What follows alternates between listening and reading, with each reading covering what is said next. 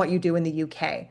So we actually had different agencies working in different regions, and just operationally, that made it hard to implement a global campaign when everybody is doing different things. And ultimately, although you want to regionalize things, everybody can see everything because we're all on the internet.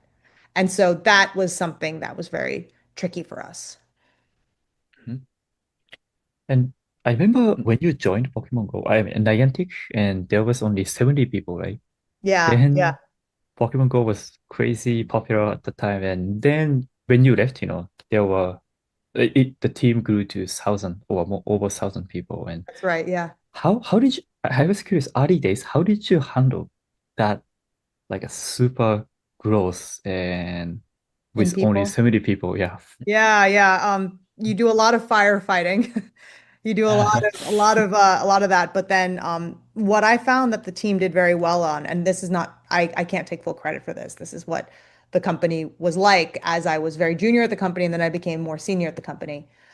The company did a very good job early on of hiring people who could just run with things. So not people who, would create problems, not people who would create blockers. You just had to run and take whatever ball was thrown at you and just go.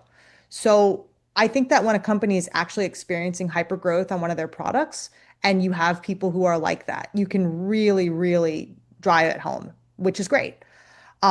But I think the problem that a lot of other companies run into is that they'll hire more people before they're ready to hire people, or they won't hire people who are at the right stage for that time, which has like definitely happened plenty of times before, where you'll have people hired up and they're more suited for like a larger company and they can't just run with it.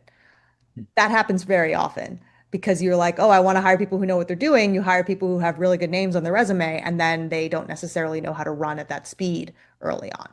Um, so that's something that happens at a lot of companies.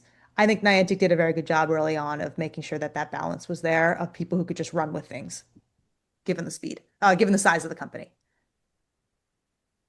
Would you do things differently, like especially like hiring, because hiring takes time, It and does. because like some people are working for other companies, but you want them, but they can't join your team and so on. So, but how, yeah, I'm curious, how did you handle like your team, hiring and managing them? I mean, Mhm.